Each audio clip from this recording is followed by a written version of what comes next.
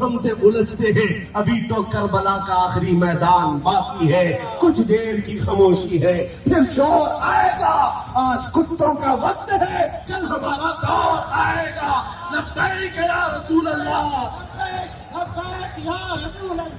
Video याद है आपको?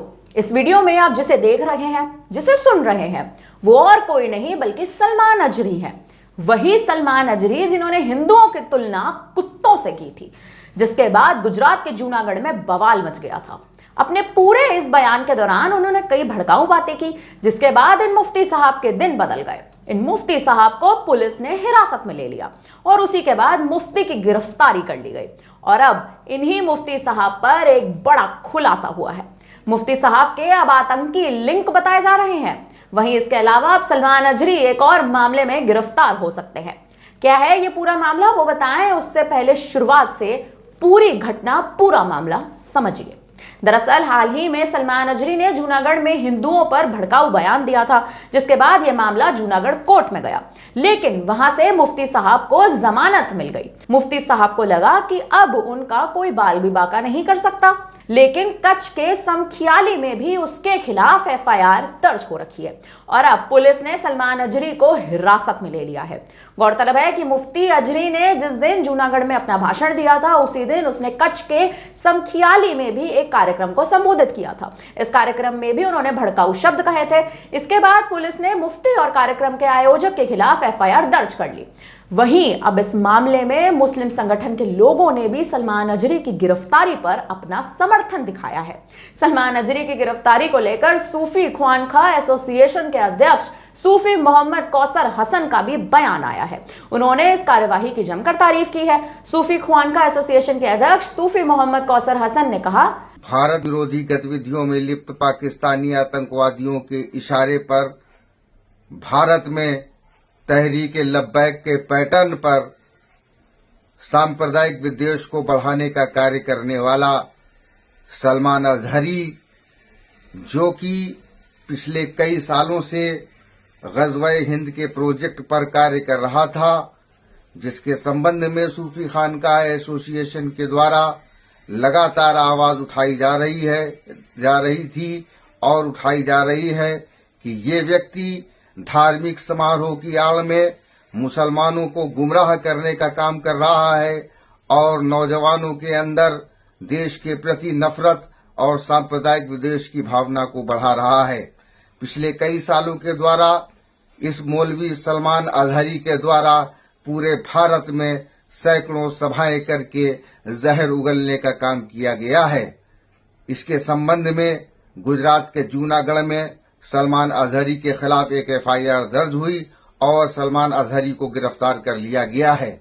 सलमान अजहरी की गिरफ्तारी का सूफी खानका एसोसिएशन स्वागत करती है, क्योंकि ऐसे आतताई तत्व जो देश में सांप्रदायिक विद्वेष को बढ़ाते हों, उनको किसी भी तरीके से खुले में नहीं रखा जा सकता है। इसके पूर्व भी इस सलमान अजहरी के खिलाफ कर्नाटक के हुबली और धारावाड़ में आधा दर्जन से अधिक दंगे भड़काने के मुकदमे दर्ज किए गए हैं।